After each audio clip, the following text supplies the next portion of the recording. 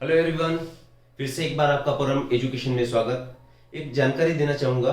आज तक परम एजुकेशन पे सिर्फ मराठी भाषा में एक्सप्लेनेशन हुआ है, ठीक है। इसके बाद हर एक लेक्चर जो भी टॉपिक हो मराठी में भी होगा, हिंदी में भी होगा और ज़्यादातर टॉपिक इंग्लिश में भी होगी। तो ये आप आपके कन्वीनियंस के हिसाब से मराठी चूज कर सकते हो, हिंदी चूज कर सकते हो या तो इंग्लिश भी प्रेफर कर सकते हो, ठीक है। तो आज हम देखेंगे see here regulation of gene expression. Last lecture में हमने ट्रांसलेशन कवर किया, ट्रांसक्रिप्शन भी कवर हुआ बहुत अच्छे तरीके से। हाउ प्रोटीन इज सिंथेसाइज्ड ये भी हमने देख लिया। अब हम देखेंगे रेगुलेशन का अर्थ क्या होगा और जीन एक्सप्रेशन का मतलब क्या है, ठीक है। साथ ही what is the definition of operon, operon एक कॉन्सेप्ट क्या है, लैक्टोज ओपेरॉन है, एक इंसर्टिनेसिक लैक ओपेरॉन ही स्टडी के लिए दिया है, तो हम लैक ओपेरॉन पे फोकस करेंगे। वैसे ट्रिप्टोफैन ओपेरॉन भी एक हम कोशिश करेंगे एक्सप्लेन करने की, ठीक है। तो शुरुआत करेंगे व्हाट इज रेगुलेशन। रेगुलेशन का मीनिंग क्या होगा। सी हमारे घर में पंखा है, फैन है, ठीक है ना। तो फैन जो है तो हम जरूरत के हिसाब से या तो उसे स्विच ऑफ करेंगे या तो स्विच ऑन करेंगे। इसे हम बोलेंगे रेगुलेट करना। या तो स्पीड 5 की स्पीड पे चल रहा है, बहुत ज्यादा हवा आ रही है, तो फिर हम इसे 3 पे लाएंगे, 2 पे लाएंगे, 1 पे लाएंगे या तो स्विच ऑफ कर देंगे। इसका मतलब ये हुआ according to our convenience we will switch on the fan और स्विच ऑफ द फैन। यहां तक बात क्लियर है। तो रेगुलेशन का मतलब ये हुआ कि यहां पे क्या चल रहा है, जीन का एक्सप्रेशन चल रहा है। तो रेगुलेशन का मतलब उसे कंट्रोल करना, उसे नियमित करना, ठीक है। अब जीन एक्सप्रेशन क्या है, जीन एक्सप्रेशन भी देख लेंगे। चलो व्हाट इज जीन एक्सप्रेशन। अब इसे कट करना होगा।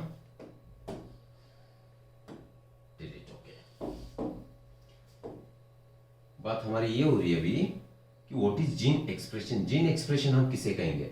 सी central dogma of protein synthesis we have seen, ठीक है।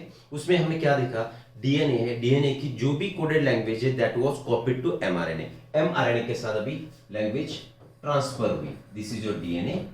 अब डीएनए में क्या प्रेजेंट है, तो डीएनए में जेनेटिक इंफॉर्मेशन प्रेजेंट है। सी हियर लगभग 1 घंटे का वीडियो होगा, लेकिन आराम से समझ लो, है ना। इंपॉर्टेंट कॉन्सेप्ट है, बहुत आसान भी है, समझ आ रहा है। ओके, जेनेटिक इंफॉर्मेशन अभी किसके साथ है, डीएनए कोडेड लैंग्वेज में।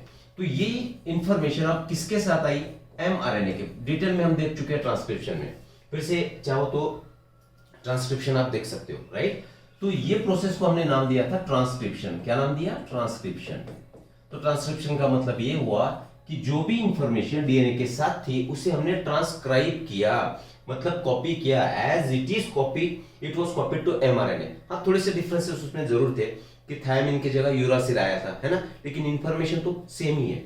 तो this process was termed as transcription. इसे हमने ट्रांसक्रिप्शन किया। Let me see, just a second, let me see. Okay, recording is on, right. MRNA के साथ इंफॉर्मेशन आई। अब एमआरएनए की इंफॉर्मेशन हमने ट्रांसलेट कर दी थी ड्यूरिंग ट्रांसलेशन प्रोसेस। तो ये प्रोसेस ट्रांसलेशन हुई। कहां ट्रांसलेट, इंफॉर्मेशन जो भी एमआरएनए के साथ थी कहां ट्रांसलेट हुई, in the amino acid sequence. हमने कहा हमारी बॉडी में प्रोटीन्स है तो फिक्स प्रोटीन्स है, कोई पर्टिकुलर फंक्शन करना है तो उसके लिए पर्टिकुलर प्रोटीन ही काम करेगा। जब ट्रांसलेशन प्रोसेस होगी या तो प्रोटीन सिंथेसिस होगा, तो हमारे बायोलॉजिकल सिस्टम में जो प्रोटीन्स है उसी तरीके के सेम टाइप के प्रोटीन बॉडी बनाएगी, ठीक है। या तो सेल बनाएगी या तो जीन बनाएगा, मोर प्रिसाइजली। यहां तक बात क्लियर है। तो एमआरएनए की इंफॉर्मेशन आप एक अमीनो एसिड के सीक्वेंस में ट्रांसलेट होगी, है ना। तो अमीनो एसिड सीक्वेंस, यहां पे मैं लिख रहा हूं अभी अमीनो एसिड सीक्वेंस। और amino acid 20 essential amino acids are required, किस लिए, प्रोटीन सिंथेसाइज करने के लिए। अब एमआरएनए की इंफॉर्मेशन ट्रांसलेट हुई, पूरा मैकेनिज्म भी हमने देख लिया, और अमीनो एसिड सीक्वेंस को हमने क्या क्या नाम दिया, तो इट इज पॉलीपेप्टाइड चेन। और polypeptide chain is nothing but your protein. This is how protein is synthesize. अब डीएनए है, तो डीएनए पे क्या प्रेजेंट है, जीन्स प्रेजेंट है ना। तो हम बोल सकेंगे कि इंफॉर्मेशन जीन्स के साथ थी, तो उसके वजह से, और वो इंफॉर्मेशन अब अमीनो एसिड के साथ आई। इसका मतलब ये जीन का एक्सप्रेशन हुआ, ठीक है। In short synthesising a protein, छोड़ो, इन शॉर्ट हम कहेंगे प्रोटीन तैयार होना मतलब पर्टिकुलर कैरेक्टर का एक्सप्रेस होना। समझ आ रहा है यहां तक। इस जीन एक्सप्रेशन का मीनिंग क्लियर है? जीन एक्सप्रेशन का मीनिंग ये होगा कि whatever the information is present with DNA will be translated into protein, और प्रोटीन तैयार होना इसलिए जरूरी है कि उस कैरेक्टर का एक्सप्रेस होना जरूरी है। For example suppose height is a character, तो हाइट को कंट्रोल करने वाला कोई जीन होगा, ठीक है। सपोज करेंगे एक्स जीन है, तो एक्स जीन एक्सप्रेस होना मतलब प्रोटीन तैयार होना, प्रोटीन तैयार होना मतलब हाइट दिखेगी। हाइट तो कैरेक्टर है, उसमें ट्रेट होगी, डॉर्फ है या तो टॉल है, तो टॉल ये कैरेक्टर ट्रेट बनी है ना, या हाइट एक कैरेक्टर है, तो उसे एक्सप्रेस होने के लिए हमारे पास क्या सिंथेसिस होना जरूरी है? Protein synthesis, that is called as gene expression, ठीक है। अब अलग अलग तरीके के जीन्स हमारे बॉडी में प्रेजेंट होंगे, कॉन्स्टिट्यूटिव जीन्स है, नॉन कॉन्स्टिट्यूटिव जीन्स है, उसका इंडक्शन होगा या तो रिप्रेशन होगा, क्योंकि हमने शुरू में ही कह दिया फैन हम जरूरत के हिसाब से चलाएंगे, या तो बंद रखेंगे या तो शुरू करेंगे, उसे बोला था हमने रेगुलेट करना, ठीक है ना। तो ये रेगुलेशन जीन्स के संबंध में जो रेगुलेशन होगा, तो उससे भी दो तरीके से कंट्रोल किया जाएगा, या तो इंडक्शन या तो रिप्रेशन। समझ आ रहा है? अब जिनका पर्पस तो समझ आया कि कैरेक्टर एक्सप्रेस करना है किस माध्यम से? By synthesizing particular protein, protein synthesize करके कैरेक्टर एक्सप्रेस करना है, ठीक है। अब अगर इसे रेगुलेट करना है, किसे रेगुलेट करना है? प्रोटीन सिंथेसिस को रेगुलेट करना है, तो हमारे पास चार ऑप्शन रहेंगे। क्या चार ऑप्शन है हमारे पास? Let's see. For example consider ये डीएनए था, डबल स्ट्रैंडेड डीएनए, उस पे एक एमआरएनए की स्ट्रैंड बनी, ये प्रोसेस को हमने नाम दिया ट्रांसक्रिप्शन। अब ट्रांसक्रिप्शन कहाँ हुआ? ट्रांसक्रिप्शन हुआ न्यूक्लियस में। समझ आ रहा है? ओके। तो अगर प्रोटीन नहीं बनाना है, रेगुलेट करना है, उसका अभी बॉडी को उसको जरूरत नहीं है, बायोलॉजिकल सिस्टम को अभी एक पर्टिकुलर प्रोटीन की जरूरत बिल्कुल भी नहीं है, तो उस टाइम क्या होगा? स्विच ऑफ होगा, तो हमें फर्दर प्रोसेस स्टॉप करना है। तो हमारे पास ऑप्शन क्या है? एक ऑप्शन है ट्रांसक्रिप्शन को रोक दो, मतलब कौन सी लेवल पे हम काम करेंगे? At transcription level, at transcriptional level. ये ऑप्शन हमारे पास रहेगा कि यहाँ यहीं पे जीन का एक्सप्रेशन हम स्टॉप कर देंगे या तो रेगुलेट करेंगे मोर प्रिसाइजली, ठीक है। तो एक ऑप्शन ये बन गया। अब ठीक है, न्यूक्लियस में एमआरएनए बना, लेकिन एमआरएनए जो बना था तो उसका प्राइमरी ट्रांसक्रिप्ट बना था, ठीक है ना, तो इसे हमने नाम दिया था एचएनआरएनए, हेटेरोजेनियस न्यूक्लियर आरएनए। अब न्यूक्लियस में एचएनआरएनए बना, यूकैरियोटिक के केस में इसे प्रोसेस भी करना होगा, है ना। तो प्रोसेस करने की तीन स्टेप्स थी हमारी, कैपिंग थी, टेलिंग थी, और मेन प्रोसेस उसमें था स्प्लाइसिंग, ठीक है। तो स्प्लाइसिंग, अब स्प्लाइसिंग अगर होगी तो non coding sequences will be remove. इस स्प्लाइसिंग करना मतलब क्या? इसमें से नॉन कोडिंग सीक्वेंसेस हटा देना। तो नॉन कोडिंग सीक्वेंसेस हमारे पास कौन से हैं? इंट्रॉन्स थे, उसे हटाने के प्रोसेस को हमने नाम दिया स्प्लाइसिंग, ठीक है। तो अब क्या हो सकता है? अब एचएनआरएनए बन गया, अब उसकी प्रोसेसिंग रोक दो, ठीक है, रोक दो या तो रेगुलेट करो, मतलब स्प्लाइसिंग रोको। मतलब सेकंड ऑप्शन हमारे पास ये हुआ कि अगर एमआरएनए बनता भी है, उसका प्राइमरी ट्रांसक्रिप्ट बनता भी है, तो हम उसे स्टेबल या तो फंक्शनल एमआरएनए नहीं बनने देंगे। मतलब सेकंड ऑप्शन हमारे पास ये बचा कि वी विल कंट्रोल और regulate this expression of gene at processing level, है ना, उसका प्रोसेस हम नहीं होने देंगे, प्रोसेसिंग लेवल, ठीक है। ये दो ऑप्शंस हमारे पास आ गए। ओके, अब मान के चलेंगे, see here this is your nucleus, और ये सेल है, आजू बाजू में क्या है? सेल है, दिस इज योर सेल, और ये है आपका न्यूक्लियस। तो ट्रांसक्रिप्शन प्रोसेस कहाँ हुआ? न्यूक्लियस में हुआ। ट्रांसक्रिप्शन प्रोसेस का प्रोडक्ट है हमारे पास एमआरएनए, है ना। चलो मोर प्रिसाइजली लिखेंगे, हमारे पास था एचएनआरएनए, ठीक है। तो एचएनआरएनए का क्या हुआ? एचएनआरएनए का हुआ प्रोसेसिंग। प्रोसेसिंग होने के बाद हमने अभी इसे कहा it is a functional mRNA. कहां बना? तो न्यूक्लियस में बना, double membrane structure, okay, this is double membrane structure. और इस पे क्या प्रेजेंट है? On the surface of nuclear membrane there is a presence of pores, ठीक है। अब यहां तक के हमने रोक दिया, मान के चलो ये दोनों प्रोसेस कंप्लीट हुई। अब ये एमआरएनए, ये तो कंप्लीट आपकी सेल है, तो ये साइटोप्लाज्म बना, है ना, दिस इज योर साइटोप्लाज्म। अब एमआरएनए का ट्रांसफर साइटोप्लाज्म में होना जरूरी है। क्यों? क्योंकि इसे ट्रांसलेट करना है, और आपको तो पता है कि अगर ट्रांसलेशन करना है तो mRNA will transfer to cytoplasm through this pore. मान के चलेंगे यहां पे आपका एमआरएनए आ गया, नो नो नो सॉरी, अब यहां तक लाना जरूरी है, ये मैं कहना चाह रहा था। ओके, तो फर्स्ट प्रोसेस हुई, ट्रांसक्रिप्शन हुआ, ठीक है, उसका प्रोसेसिंग हुआ, ये भी ठीक है। अब थर्ड स्टेप में हम क्या क्या कहेंगे, अगर रेगुलेट जीन का एक्सप्रेशन रेगुलेट करना है तो इसे इसका ट्रांसफर रोक दो, है ना। तो थर्ड लेवल क्या हुई, हम रेगुलेशन कहां पे कर सकते हैं, at the transfer of mRNA from nucleus to cytoplasm. चलो लिख लेंगे, थर्ड लेवल होगी regulation at transfer of mRNA, functional mRNA बोलेंगे, एमआरएनए बोलेंगे अभी से, एमआरएनए टू साइटोप्लाज्म। ये ट्रांसफर रोक दो, रेगुलेशन हो गया, है ना। Further processes will be inhibited, right. अब मान के चलेंगे एमआरएनए साइटोप्लाज्म के साथ आ गया, तो यहां पे कौन सी प्रोसेस होगी, यहां पे उसका ट्रांसलेशन होगा। तो अगर इसका रेगुलेशन करना है तो लास्ट ऑप्शन हमारे पास है, इसका ट्रांसलेशन ही रोक दो। तो फोर्थ ऑप्शन हमारे पास बचा भी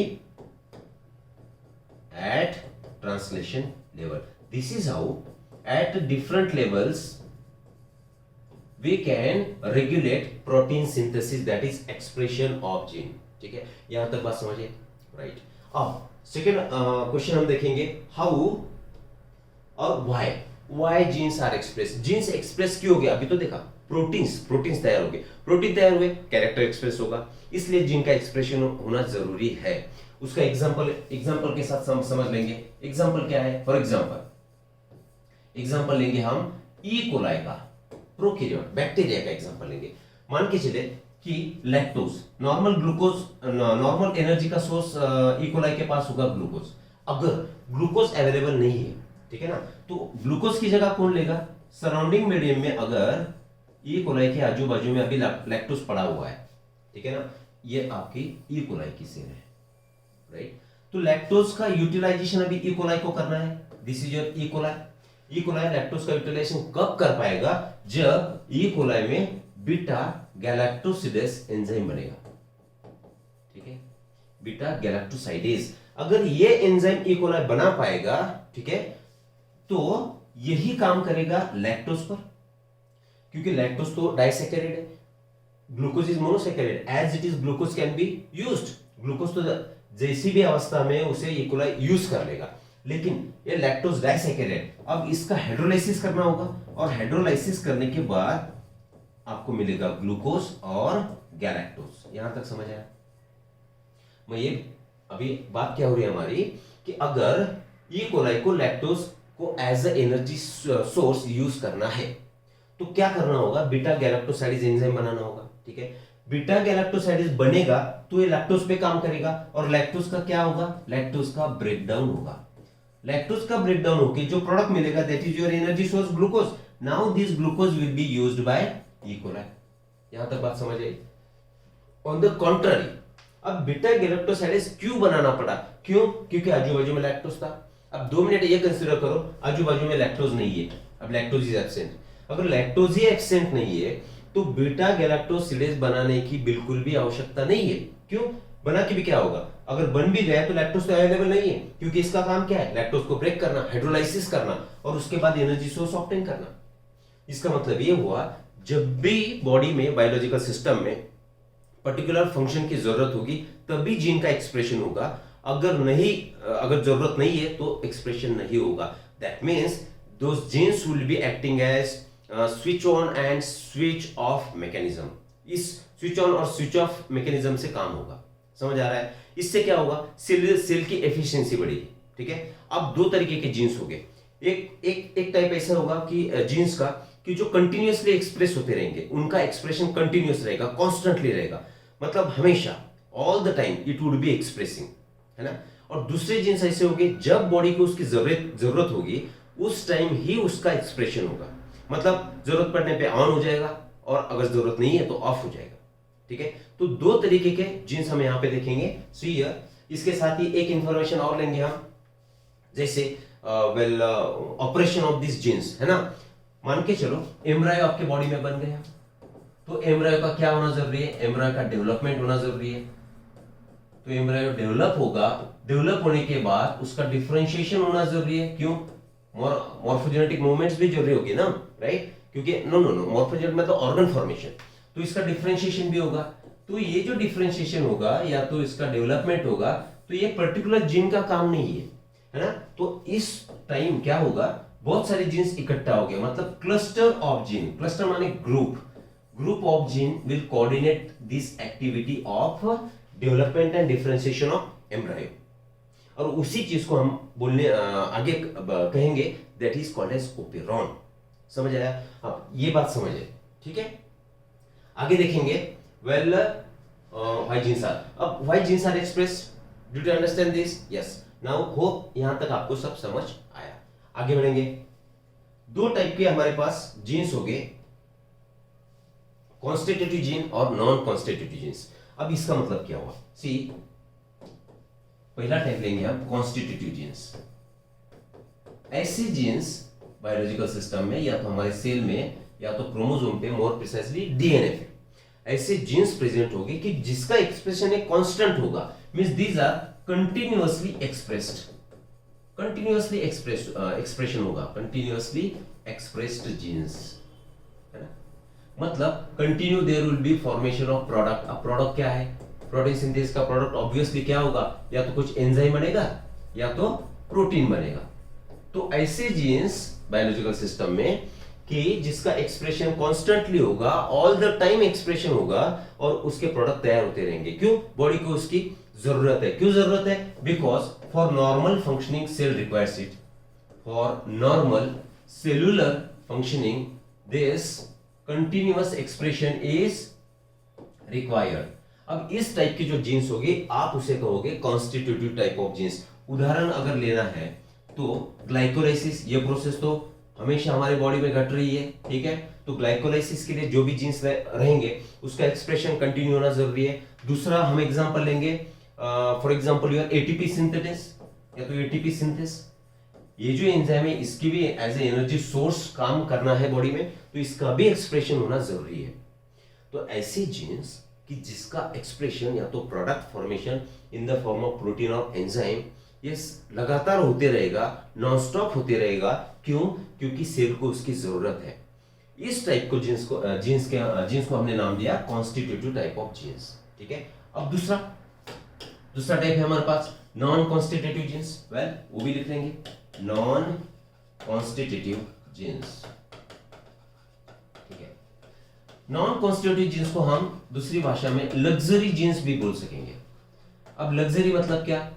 ऐश का काम, जब मर्जी हो तब काम किया, अगर इच्छा नहीं है काम नहीं है, या तो जरूरत है तो काम किया, अब जरूरत नहीं काम नहीं करेंगे, अब आराम से बैठे रहेंगे, ठीक है।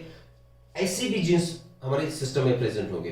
तो इसका मतलब ये हुआ, these genes are not expressed all time, not expressed all time, ये हमेशा एक्सप्रेस नहीं होगी। मतलब एज एंड व्हेन रिक्वायर्ड, जब भी इसकी जरूरत होगी, as and when required they will be expressed, ठीक है ना, दे विल बी एक्सप्रेस्ड। इसका दूसरी भाषा में हम एक्सप्लेनेशन ऐसा कर सकते हैं कि जब जरूरत है तो ये जीन्स क्या होंगे, सिस्टम को क्या करेंगे, स्विच ऑन करेंगे, है ना, प्रोडक्ट बना लेंगे, क्योंकि अभी जरूरत है। अब जरूरत नहीं है तो सिस्टम को स्विच ऑफ करेंगे। ये फंक्शन होगा नॉन कॉन्स्टिट्यूटिव जीन्स का। तो हम यहां पे लिख देंगे switch on and switch off mechanism. जैसे फैन के बारे में हमने कहा था, जब जरूरत है, अगर ठंड है तो फैन की जरूरत नहीं है, स्विच ऑफ कर देंगे, है ना। और गर्मी है तो फैन हम क्या करेंगे, स्विच ऑन कर देंगे, ठीक है। तब जब, इसका मतलब सिंपल भाषा में, अगर जब एंजाइम या तो प्रोटीन की रिक्वायरमेंट है तो सेलुलर लेवल पे क्या होगा, non constitutive genes switch on होंगे या तो स्विच ऑफ होंगे। समझ, यहां तक बात समझ आई। अब इसका अगर उदाहरण लेना है तो हम लेंगे ई कोलाई का एग्जांपल, जो कि लैक ओपेरॉन के बारे में हम डिस्कस करेंगे। ई कोलाई में लैक ओपेरॉन, ये भी स्विच ऑन होगा, स्विच ऑफ होगा, है ना, जरूरत के हिसाब से, depending on the energy source. देखेंगे हम डिटेल डिस्क्रिप्शन देखेंगे। अनदर एग्जांपल इसका लेंगे हम, when your nitrate reductase enzyme है प्लांट में, नाइट्रेट रिडक्टेज इन प्लांट, इनका सिंथेसिस, इनका निर्माण तभी होगा जब सेलुलर लेवल पे इसकी जरूरत होगी। तो इस तरीके के जो जीन्स होंगे उसे हम नाम देंगे नॉन कॉन्स्टिट्यूटिव जीन्स। अभी स्विच ऑन हो रहा है, स्विच ऑफ हो रहा है, तो इसका मतलब इसका रेगुलेशन हो रहा है, ठीक है ना। तो रेगुलेशन दो तरीके से होगा, एक तो इंडक्शन होगा या तो रिप्रेशन होगा, वो भी समझ लेंगे।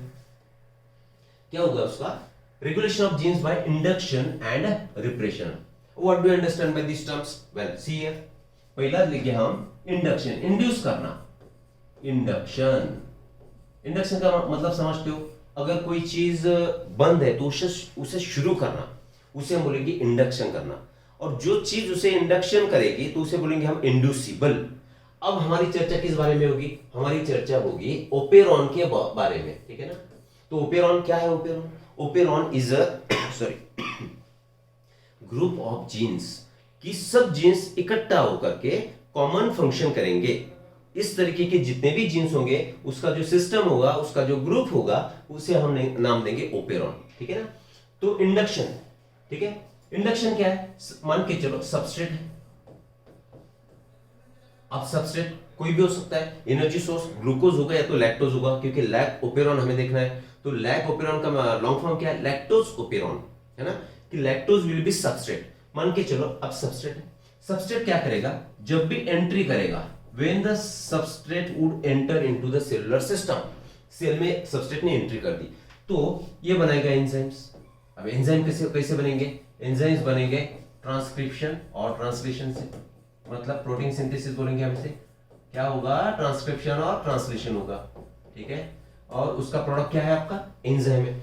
एंजाइम बना, अब ये एंजाइम आएगा और सबस्ट्रेट पे काम करेगा। सबस्ट्रेट पे काम किया मतलब सबस्ट्रेट का उसने अभी किया हाइड्रोलाइसिस। क्या किया? हाइड्रोलाइसिस। दूसरी भाषा में हम बात करेंगे तो इसे कहेंगे हम सबस्ट्रेट का उसने किया ब्रेक डाउन, ठीक है। अब सबस्ट्रेट का ब्रेक, सी सबस्ट्रेट आया, प्रोसेस तो स्टॉप थी, उसने एंटर कर दिया सेल में और उसने एंजाइम बना दिया ट्रांसक्रिप्शन ट्रांसलेशन से। अब जो एंजाइम बने उन्होंने सबस्ट्रेट पे काम किया, मतलब सबस्ट्रेट ने ऐसे एंजाइम बनाए कि जो खुद पे काम करेंगे। क्यों? क्योंकि उससे प्रोडक्ट बाहर निकालना है। समझ आया? तो इस तरीके का जो रेगुलेशन होगा तो उसे हम बोलेंगे इंडक्शन। और इसका एग्जांपल हम लेंगे लैक ओपेरॉन। क्या एग्जांपल होगा? Lac operon. Lac operon is inducible operon. समझ लेंगे हम सब, इंड्यूसिबल ओपेरॉन मतलब एक प्रोसेस स्टॉप थी, बंद पड़ी हुई थी, लेकिन लैक्टोज आया, लैक्टोज ने सेल में एंट्री की और उसने पूरी स्विच ऑन सिस्टम को, ओपेरॉन को स्विच ऑन कर दिया। मतलब शुरू में लैक ओपेरॉन किस अवस्था में था? It was switched off, switch off था। लेकिन जब लैक्टोज आया, जब लैक्टोज ने सेल में एंट्री की तो एंट्री करने के बाद इसने ओपेरॉन को क्या कर दिया? स्विच ऑन कर दिया। समझ आया? तो यहां तक है इंडक्शन, है ना। इस तरीके से रेगुलेशन होगा। सेकेंड देखेंगे हम, सी हियर रिप्रेशन। अब रिप्रेशन इसके उल्टा कर दो। मान के चलो प्रोडक्ट बन गया, प्रोडक्ट बना मतलब क्या बना? या तो प्रोटीन बना होगा या तो एंजाइम बनेगा। प्रोडक्ट बना तो प्रोडक्ट ने एंजाइम का सिंथेसिस स्टॉप कर दिया, एंजाइम सिंथेसिस स्टॉप्स। समझ लो क्या हुआ? एक पर्टिकुलर सिस्टम ऑन था। अब ये कंडीशन में ओपेरॉन सिस्टम कैसे रहेगा? Operon system is switch on. कैसा है? स्विच ऑन है, मतलब प्रक्रिया हो रही है, प्रोसेस चल रही है ना। प्रोसेस चलेगी तो प्रोडक्ट बनेगा। ये प्रोसेस चल रही, स्विच ऑन है तो प्रोडक्ट बना। प्रोडक्ट बना तो जिस वजह से, जिसके माध्यम से बना, उसका सिंथेसिस स्टॉप हो गया। स्टॉप हो गया उसे हम सीधी भाषा में बोलेंगे क्या हो गया? रिप्रेस हो गया। इस टाइप का जो रेगुलेशन होगा उसे बोलेंगे हम रिप्रेशन। और जो भी ओपेरॉन इस रिप्रेशन मैकेनिज्म से काम करेगा तो उसे बोलेंगे हम रिप्रेसिबल ओपेरॉन। क्या बोलेंगे? Repressible operon. उसका उदाहरण है फॉर एग्जांपल ट्रिप्टोफैन ओपेरॉन। समझ आ रहा है? तो क्या कहा हमने? ट्रिप्टोफैन ओपेरॉन किस टाइप में आएगा? रिप्रेसिबल। क्यों? क्योंकि इट वाज स्विच ऑन, ये स्विच ऑन था, प्रोडक्ट बनना शुरू था, लेकिन अब प्रोडक्ट खत्म हो गया। खत्म इन द सेंस कि उसकी रिक्वायरमेंट फुलफिल है। अब जिस माध्यम से वो बन रहा है उसे स्टॉप कर दो, रिप्रेस कर दो, तो ये बन गया रिप्रेसिबल ओपेरॉन। किस मोड में था? देखो अभी यहाँ पे इंड्यूस करना मतलब उसे जगा देना, उसे शुरू कर देना। तो ये स्विच ऑफ होगा, स्विच ऑफ है तो इसे इंड्यूस कर दिया, फिर स्विच ऑन बन गया, हो गया। अब रिप्रेशन ऑलरेडी, रिप्रेस किसे करना पड़ेगा? जो ऑलरेडी एक्टिवेटेड है। तो यहाँ पे एक्टिविटी चल रही थी, है ना, एक्टिविटी खत्म, फिर अभी इसे स्टॉप कर दो। आई मीन वेल एक्टिविटी खत्म हो गई, अब इसे स्विच ऑफ कर दो, है ना, तो ये क्या बनेगा, स्विच ऑफ होगा। यहां तक बात समझ आई? ओके, अब आगे आगे चलेंगे। लैक ओपेरॉन क्या है, सबसे पहले हम देखेंगे व्हाट इज ओपेरॉन, है ना। Operon it is group of genes which perform common function, which perform, सीधी भाषा में सरल भाषा में हम लिख रहे हैं विच परफॉर्म कॉमन फंक्शन, या तो दूसरी भाषा में अगर बात करेंगे तो ऐसे जीन्स का ग्रुप उसे बोलेंगे हम cluster of genes with coordinated activities. उनकी एक्टिविटीज क्या होगी, कोऑर्डिनेट होगी, एक दूसरे को हम सपोर्ट करेंगे, या तो कोऑर्डिनेशन उनमें होगा। Cluster of genes with coordinated function is called as operon. उदाहरण लेंगे, हियर मान के चलिए this is your DNA segment, है ना। तो डीएनए सेगमेंट है, अलग अलग तरीके की जीन्स यहां पर प्रेजेंट है। मैं यहां पे लिख रहा हूं, यहां पे पी जीन प्रेजेंट है, सॉरी, यहां पर पी जीन प्रेजेंट है, यहां पर आई जीन प्रेजेंट है, फिर से पी, यहां पे ओ जीन है, जेड जीन है, वाई जीन है और ए जीन है। समझो, अब ये डीएनए का सेगमेंट, उस पे अलग अलग जीन्स प्रेजेंट है। अब ये इकट्ठा करना मतलब उसका क्लस्टर करना, ग्रुप बन गया, तो ये सब जीन्स एक ही फंक्शन करेंगे, समझ आ रहा है। अब ये सब जेड, ए वाई जेड, ऑपरेटर, प्रमोटर बोलेंगे, इसे इनहिबिटर बोलेंगे, इतने जितने भी जीन्स यहाँ पे प्रेजेंट है उनका एक ही कॉमन फंक्शन होगा। इस तरीके के जो भी क्लस्टर्ड जीन्स होंगे, ग्रुप्ड जीन्स होंगे, उसे हम बोलेंगे ओपेरॉन। समझ आ रहा है। अब प्रोकैरियोट के बारे में थोड़ी सी बात करेंगे। प्रोकैरियोट में क्या होगा, प्रोकैरियोट्स, ठीक है। अब मान के चलो ये जीन है आपका रेगुलेटरी, क्योंकि रेगुलेटरी सीक्वेंसेस भी प्रेजेंट है ना, और स्ट्रक्चरल सीक्वेंस भी प्रेजेंट है, तो ये कंसीडर करिए, मतलब है ही, तो ये इतना जो पार्ट है आपका, तो ये स्ट्रक्चरल जीन का पार्ट है ना, और इतना जो पार्ट है दिस वन, तो this part is your regulatory part. अब ये रेगुलेटरी प्रोटीन्स क्या करेंगे, इससे कंट्रोल करेंगे कि इससे ट्रांसक्रिप्शन कराना है, ट्रांसलेशन करना है, प्रोटीन बनाना है, या तो इसे स्टॉप करना है। तो रेगुलेटरी जीन का सीक्वेंस होगा जो कि स्ट्रक्चरल जीन्स को कंट्रोल करेगा, रेगुलेट करेगा, और ये सभी सिस्टम किधर प्रेजेंट है, डीएनए पे प्रेजेंट है। समझ आई बात। वेल, अब क्या होगा प्रोकैरियोटिक के केस में, अब ये जो आई जीन है, आई फॉर इनहिबिटर, ठीक है ना, तो उसे रेगुलेटरी बोलेंगे, इसका होगा ट्रांसक्रिप्शन, उसके बाद होगा ट्रांसलेशन, ट्रांसक्रिप्शन में क्या बना, एमआरएनए बना, ट्रांसलेशन के बाद क्या बना, चलो पूरा लिख लेंगे, तो ट्रांसलेशन के बाद बना प्रोटीन बना, तो इस प्रोटीन को हम बोलेंगे रेगुलेटरी प्रोटीन। क्या बना, रेगुलेटरी प्रोटीन बना। अब ये रेगुलेटरी प्रोटीन्स का फंक्शन क्या होगा कि regulatory protein it will interact with some region, O के साथ इंटरैक्ट करेगा, समझ लो, पूरा और डिटेल में समझना है। अब रेगुलेटरी प्रोटीन तैयार हुआ, ये तो कॉन्स्टेंटली तैयार होना ही है ना, क्योंकि अब अगर कॉन्स्टेंटली तैयार होगा तो इसका टाइप कौन सा होगा, constitutive genes, constantly expressing itself. तो ये प्रोटीन बना, उसने एक जीन को बाइंड कर दिया, है ना, तो ये रेगुलेटरी प्रोटीन की इंटरएक्शन हुई। एनसीईआरटी में लिखा है कि binding of RNA polymerase with the promoter is regulated by interaction of regulatory protein with the operator. समझा। अब ये रेगुलेटरी प्रोटीन है, तो इसे क्या करेगा, इसके साथ इंटरेक्ट होगा, तो पी जो साइट होगी, ये साइट होगी, तो यहां पे अटैच कौन होगा, आरएनए पॉलीमरेज होगा, है ना। तो एनसीईआरटी की लाइन यहां पे एक्सप्लेन कर रहे हैं हम, वैसे भी लैक ऑपरेशन में पूरा इन डिटेल देखना ही है। तो आरएनए पॉलीमरेज इसका ये क्या आइडेंटिफाई नहीं कर पाएगा, इसका प्रमोटर साइट आइडेंटिफाई नहीं कर पाएगा। क्यों, क्योंकि रेगुलेटरी प्रोटीन का इंटरेक्शन ऑपरेटर के साथ होगा, है ना। तो ये एक समस्या होगी, इतना समझ लो, क्लियर है। अब सी अब ये जो रेगुलेटरी प्रोटीन है दो तरीके से काम करेगा, दो तरीके से। पहला तरीका होगा इसका, या तो ये एक्टिवेटर जैसे काम करेगा, या तो रिप्रेसर जैसे काम करेगा, या तो एक्टिवेटर का काम करेगा या तो रिप्रेसर का काम करेगा। अब एक्टिवेटर का काम क्या है कि देखो भाई, यहां पर पूरी प्रोसेस स्टॉप थी, तो यहां पे इस स्ट्रक्चर जीन को एक्टिवेट कर दिया, तो पॉजिटिव बात हुई या नेगेटिव बात हुई, पॉजिटिव बात हुई। तो एक्टिवेटर का मतलब हुआ पॉजिटिव रेगुलेशन हुआ। क्या हुआ, पॉजिटिव रेगुलेशन। किसका, ओपेरॉन का। समझ आ रहा है, ओके। अब रिप्रेसर, रिप्रेसर क्या करेगा, यहाँ पे जो कंटिन्यूअसली एक्टिविटी हो रही थी उसे स्टॉप कर दिया, तो ये हो गया रिप्रेसर। तो ये रेगुलेशन कैसे बना, निगेटिव बना। लेकिन ये रेगुलेशन कौन कर रहा है, तो रेगुलेटरी प्रोटीन कर रहा है। कौन कर रहा है, रेगुलेटरी प्रोटीन। फिर से एक बार समझ लो, रेगुलेटरी प्रोटीन या तो एक्टिवेटर हो सकता है या तो रिप्रेसर होगा, है ना। रेगुलेटरी प्रोटीन को हम एक्टिवेटर कब बोलेंगे, यहाँ पे ये इनका ट्रांसक्रिप्शन और ट्रांसलेशन चल रहा था, प्रोडक्ट बन रहा था, सॉरी अब इसका ट्रांसक्रिप्शन और ट्रांसलेशन होकर प्रोडक्ट बनना चाहिए, ओके। लेकिन अभी ट्रांसक्रिप्शन ट्रांसलेशन या तो इन स्ट्रक्चर जीन्स का एक्सप्रेशन इसने रोक दिया, रोक मतलब रुका हुआ था, आई मीन थोड़ी गड़बड़ होगी।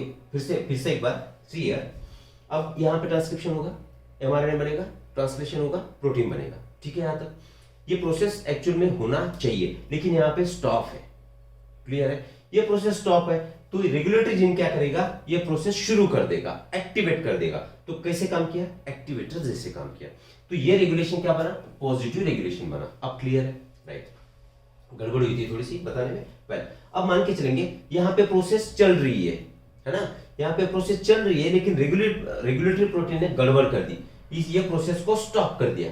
तो स्टॉप करने को हमने क्या नाम दिया, रिप्रेस करना। तो ये बन गया रिप्रेसर। कौन रिप्रेसर बना, now in this case process चल रहा था, लेकिन रेगुलेटरी प्रोटीन ने इसे स्टॉप कर दिया।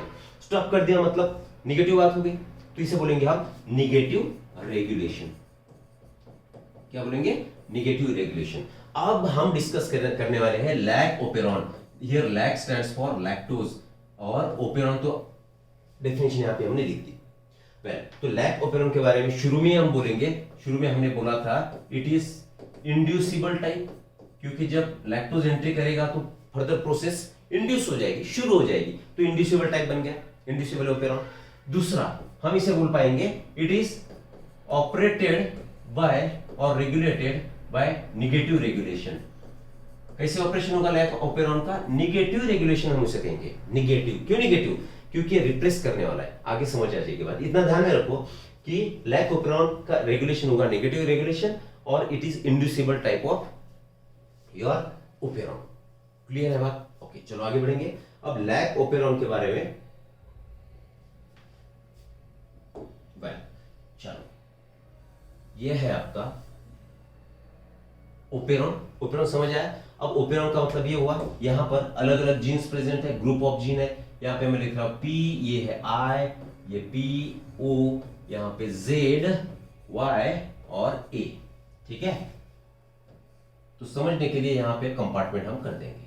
वेल जेड हो गया, ये वाई हो गया, ए हो गया, ओके राइट। अब यहां पर P stands for promoter. Promoter क्या है, ये पूरी ट्रांसक्रिप्शन असेंबली है ना। ट्रांसक्रिप्शन डिटेल में हमने देखा है। अब ट्रांसक्रिप्शन के क्या क्या जरूरत है, ट्रांसक्रिप्शन के लिए क्या आवश्यक है, ट्रांसक्रिप्शन इसे लगेगा एंजाइम लगेगा, that enzyme is RNA polymerase, ठीक है। ऑपरेटर रीजन, देखो यहां पर ऑपरेटर रीजन है, इसे लगेगा ऑपरेटर भी लगेगा प्रमोटर भी है, प्रमोटर, स्ट्रक्चरल जीन और टर्मिनेटर, ऐसी एक असेंबली हमने ट्रांसक्रिप्शन यूनिट की देखी थी। तो प्रमोटर लगेगा, और जो जिनका ट्रांसक्रिप्शन होना है वो जीन्स लगेंगे। तो सब चीजें यहाँ पर प्रेजेंट है, इसे कहेंगे हम ओपेरॉन। किसका ओपेरॉन है, lac operon, this is lac operon. आप फंक्शन वाइज देखेंगे, ये प्रमोटर है, ठीक है। इस प्रमोटर को कौन अटैच होगा, promoter will be attached with RNA polymerase. इसे कौन बाइंड होगा, आरएनए पॉलीमरेज बाइंड होगा, और जब आरएनए पॉलीमरेज बाइंड होगा तो ट्रांसक्रिप्शन स्टार्ट हो जाएगा। समझ आ रहा है। तो साइट ध्यान में रखो, प्रमोटर को आरएनए पॉलीमरेज का अटैचमेंट साइट है आई। यहाँ पे आई जो है, तो actually this I comes from inhibitor. तो ये जीन बन गया आपका इनहिबिटर जीन, ठीक है। इनहिबिटर है, या तो उसे ये स्ट्रक्चर जीन्स को रेगुलेट करेगा, इसलिए इसे नाम दे देंगे रेगुलेटरी जीन, ओके। हाँ अब एक चीज समझ लो, ये जो आई है, तो आई का टाइप कौन सा आएगा, दिस इज कॉन्स्टिट्यूटिव जीन। कौन सा जीन है, कॉन्स्टिट्यूटिव। इसका मतलब क्या हुआ, all time on, it is all time on. दूसरी भाषा में it is all time expressed, समझो, ऑल टाइम एक्सप्रेस होगा। इसका मतलब इससे एमआरएनए भी बनेगा और इससे प्रोटीन भी बनेगा। इसका मतलब हुआ it is all the time expressed.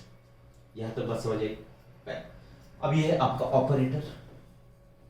जब ऑपरेटर साइट खुली होगी तब इनका ट्रांसक्रिप्शन होगा, ट्रांसलेशन होगा।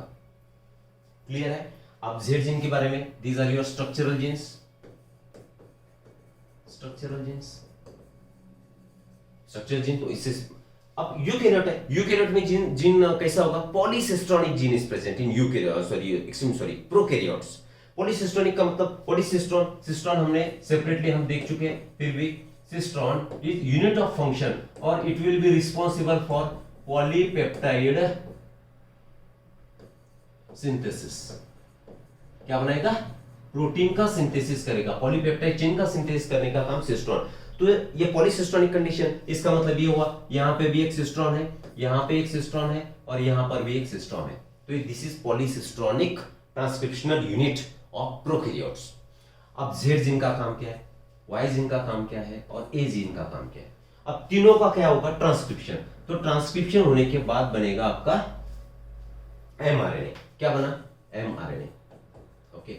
अब एमआरएनए से ट्रांसलेशन होके, यहां पे लिख रहा हूं मैं, अब होगा एमआरएनए का ट्रांसलेशन और अमीनो एसिड का सीक्वेंस बनेगा, या तो प्रोडक्ट, सादी भाषा में प्रोडक्ट बोलेंगे। जब जेड का सिस्ट्रॉनिक यूनिट या तो सिस्ट्रॉन ये ट्रांसलेट होगा तो इससे एंजाइम बनेगा। तो enzyme is your beta galactosidase.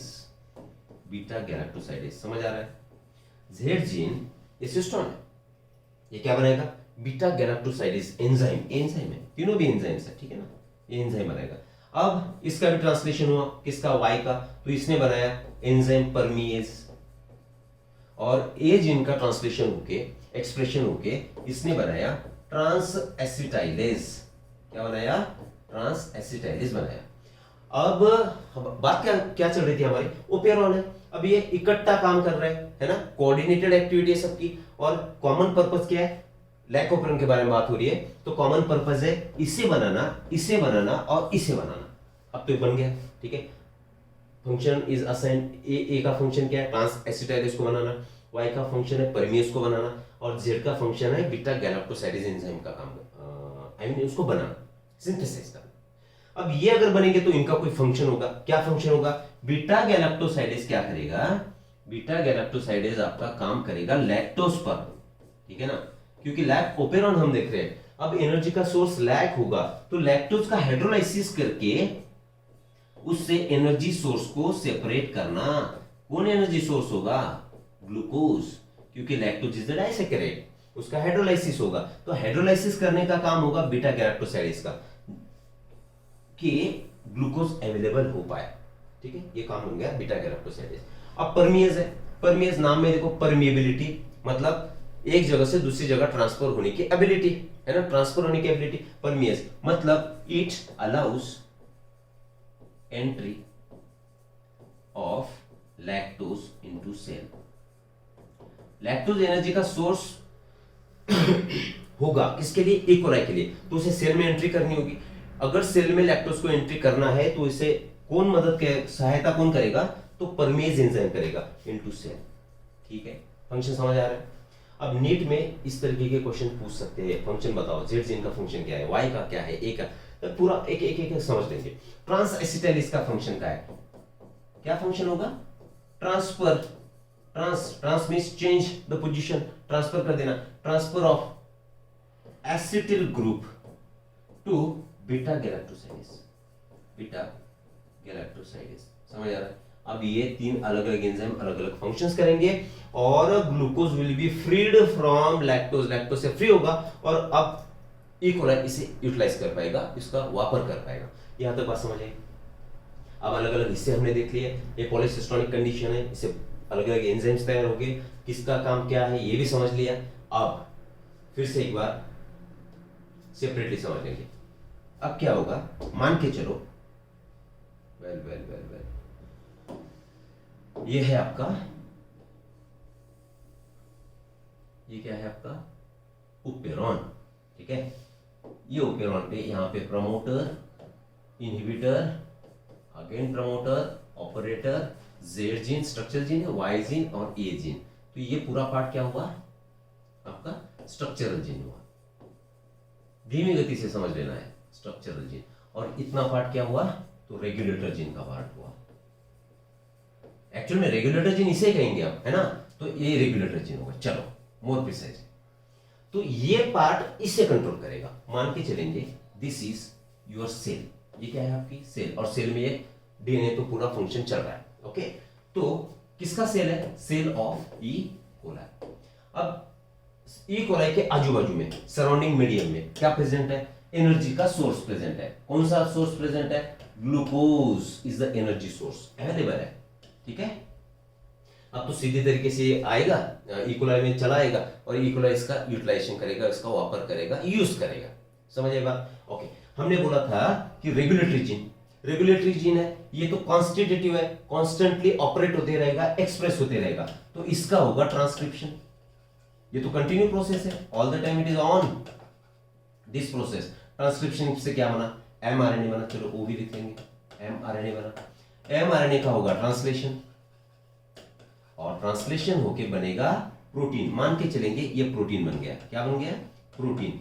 किसने बनाया, रेगुलेटर जीन ने बनाया। ओके, तो इस प्रोटीन को हमने नाम दे दिया रेगुलेटर प्रोटीन। ठीक है, अब क्या होगा, लैक ओपेरॉन का नाम हमने रख दिया। वैसे भी लैक ओपेरॉन किस टाइप का ओपेरॉन है, it is well negatively operated. Okay, बात नहीं समझिए। अब क्या होगा, नॉर्मल कंडीशन में जब ग्लूकोज एज ए सोर्स है तो ये प्रोटीन आएगा और सीधा ऑपरेटर को जाके बाइंड करेगा। ये प्रोटीन है, इसे बाइंड कर दिया। चलो यहाँ पे उसको बाइंड कर देंगे। शुरू में हमने एक बात समझ ली थी प्रोकैरियोटिक के केस में, well one more important thing, अगर प्रोकैरियोट में ये जीन एक्सप्रेशन अगर रेगुलेट करना है तो उसके लिए जो साइट होगी तो इनिशिएशन ऑफ ट्रांसक्रिप्शन। कहां लिखो, चलो यहां पे लिख लो ये कट, इन प्रोकैरियोट्स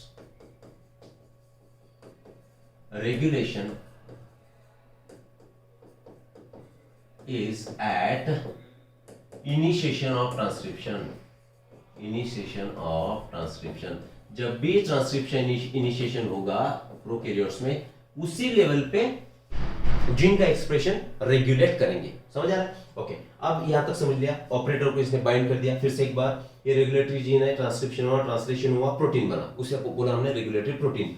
जब glucose as a energy source है, मतलब यहां पे अभी इंड्यूसर है क्या, नहीं, अभी इंड्यूसर नहीं है, तो रेगुलेटरी प्रोटीन आएगा और ऑपरेटर को बाइंड करेगा। अब ये तो एक दूसरे को ओवरलैप कर रहे हैं, कौन, प्रमोटर और ऑपरेटर। तो आरएनए पॉलीमरेज इसे बाइंड होने की जगह यहां पर है, तो आरएनए पॉलीमरेज पी साइट को बाइंड नहीं होगा। ठीक है, अगर आरएनए पॉलीमरेज इसे बाइंड नहीं करेगा तो इनकी जो फर्दर प्रोसेस है ट्रांसक्रिप्शन ट्रांसलेशन नहीं होगा।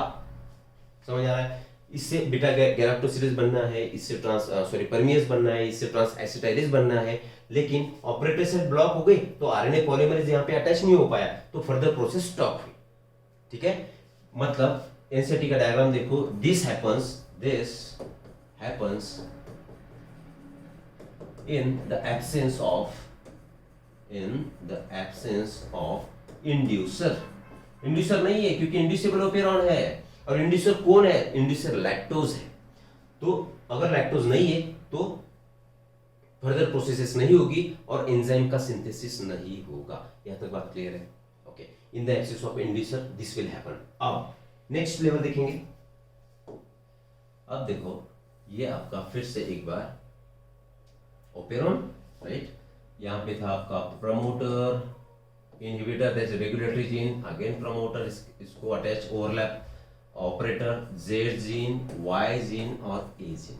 अब ये फिर से एक बार, ये हो गई आपकी ई कोलाई की cell, this is E coli cell, और this is your surrounding medium. अब मान के चलो सराउंडिंग मीडियम में यहां पे लैक्टोज अवेलेबल है।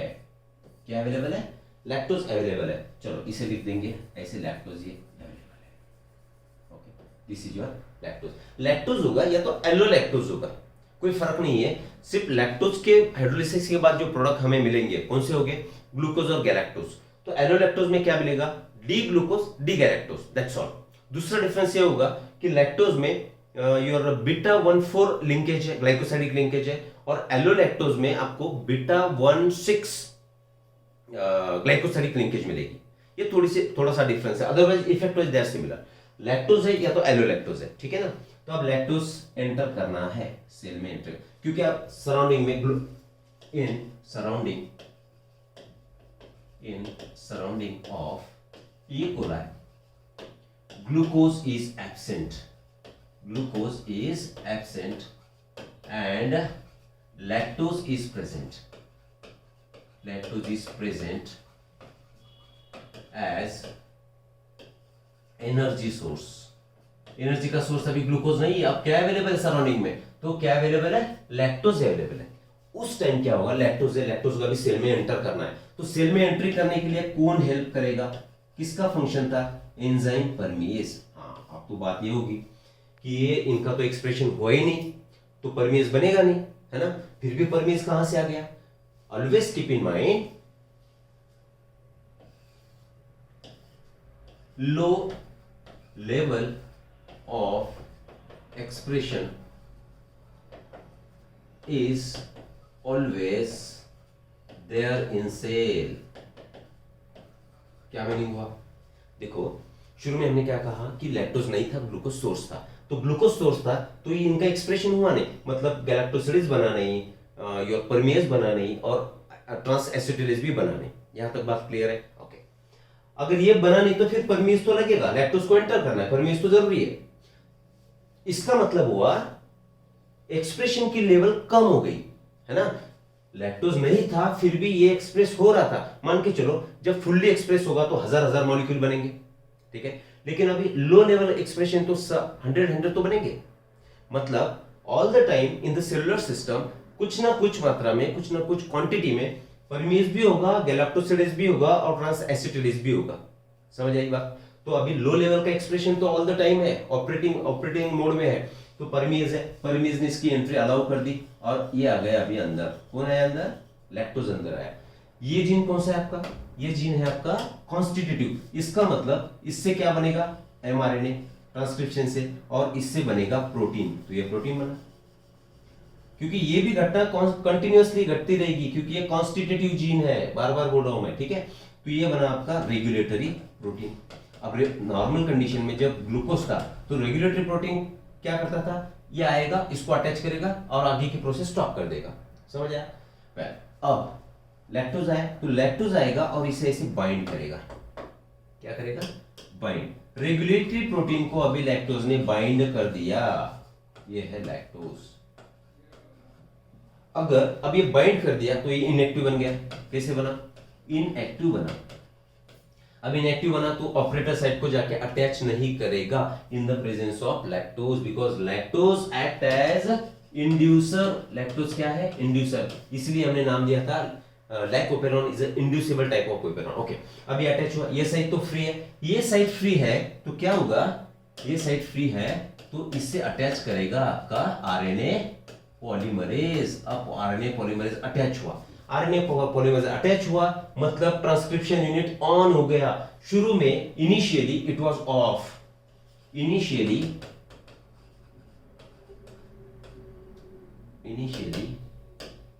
in absence of lactose,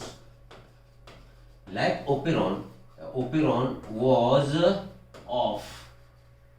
लेकिन जैसे ही लैक्टोज ने एंट्री कर दी, इसे ब्लॉक कर दिया और अब ऑन हो गया, तो प्रोसेस क्या हुई, इंड्यूस हुई, इंडक्शन हुआ, मतलब शुरुआत हुई।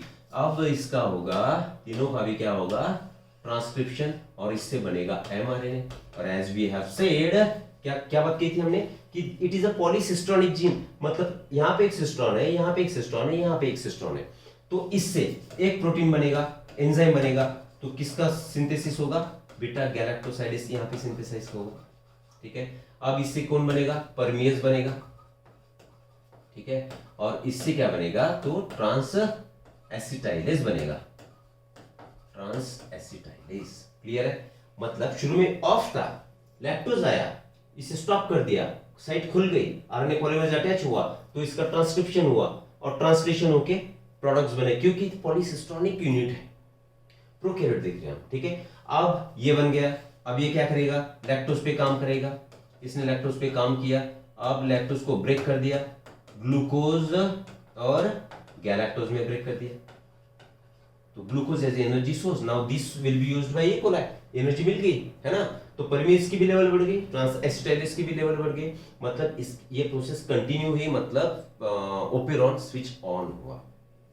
ठीक है, अब क्या क्या चीजें ध्यान में रखना है, there is always low level of expression in the operon, मतलब ज्यादा नहीं लेकिन बहुत कम मात्रा में क्यों ना हो, लेकिन ये बनते ही रहेगा। क्यों?